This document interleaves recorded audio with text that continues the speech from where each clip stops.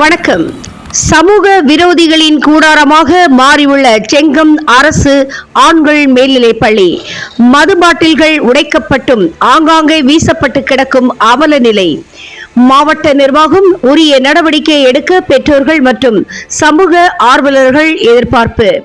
திருவண்ணாமலை மாவட்டம் செங்கம் பகுதியில் இயங்கி வரும் அரசு ஆண்கள் மேல்நிலைப் பள்ளியில் காவலர் பணிக்கு ஆட்கள் இல்லாததால் சமூக விரோதிகளின் கூடாரமாக அரசு பள்ளி மாறி வரும் அவல நிலை உருவாகியுள்ளது. சுமார் 80 ஆண்டுகள் பழமை வாய்ந்த அரசு ஆண்கள் மேல்நிலைப் பள்ளியில் செங்கம் மற்றும் அதனை சுற்றியுள்ள பல்வேறு கிராமங்களில் இருந்தும் 6ஆம் வகுப்பு முதல் 12ஆம் வகுப்பு வரை சுமார் 700 மாணவர்கள் பயின்று வருகின்றார்கள்.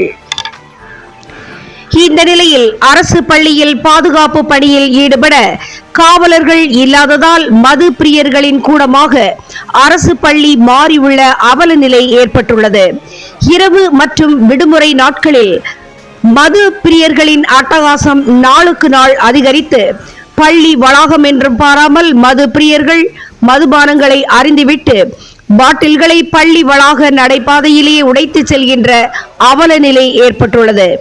தொடர்ந்து இது போன்ற சம்பவங்கள் நடைபெற்று வந்தும் தலைமை ஆசிரியர் எந்தவித நடவடிக்கையும் எடுக்கவில்லை. பெற்றோர்கள் குற்றச்சாட்டு வைத்திருக்கிறார்கள். இனிவரும் காலங்களில் காவலர்களை பணியில் அமர்த்தி இது போன்ற சம்பவங்கள் ஏற்படாத வகையில் மாவட்ட நிர்வாகம் உரிய நடவடிக்கை எடுக்க வேண்டும் என்றும் பெற்றோர்களும் சமூக ஆர்வலர்களும் எதிர்பார்த்து வருகின்றார்கள். தினமுகம் எக்ஸ்பிரஸ் செய்திகளுக்காக மண்டல தலைமை செய்தியாளர் டி. குருபரன் மற்றும் ஐயம்மாள்.